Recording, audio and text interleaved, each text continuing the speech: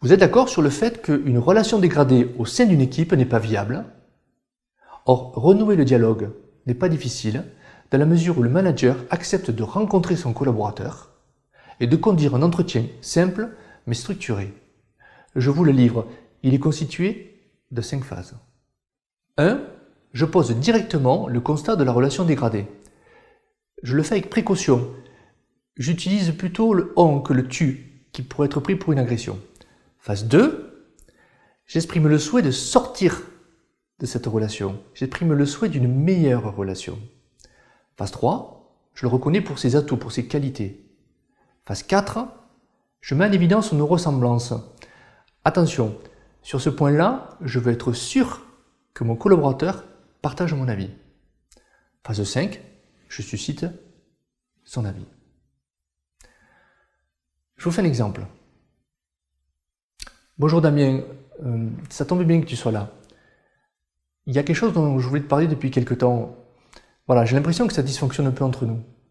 Alors, moi je m'appuie sur rien, mais en tout cas c'est ce que je ressens. Et moi ce que je souhaiterais, en tout cas si c'est le cas, c'est qu'on puisse sortir de cette relation et qu'on puisse trouver quelque chose de plus fluide, qu'on se parle plus librement. Et puis, si je viens te voir, c'est parce que tu es important à mes yeux, dans le sens où tu as des qualités professionnelles, et moi j'ai besoin de ces qualités professionnelles pour fonctionner.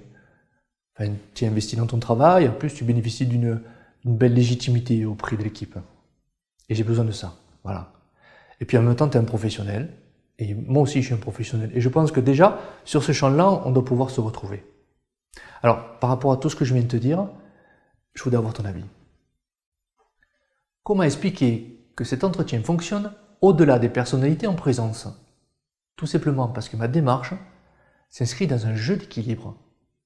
D'un côté, de l'authenticité, de l'autre du courage, de la considération et de l'exigence, de l'entraide, mais aussi de la détermination, une forme d'ouverture avec une certaine fermeté. Je ne lâche pas l'affaire.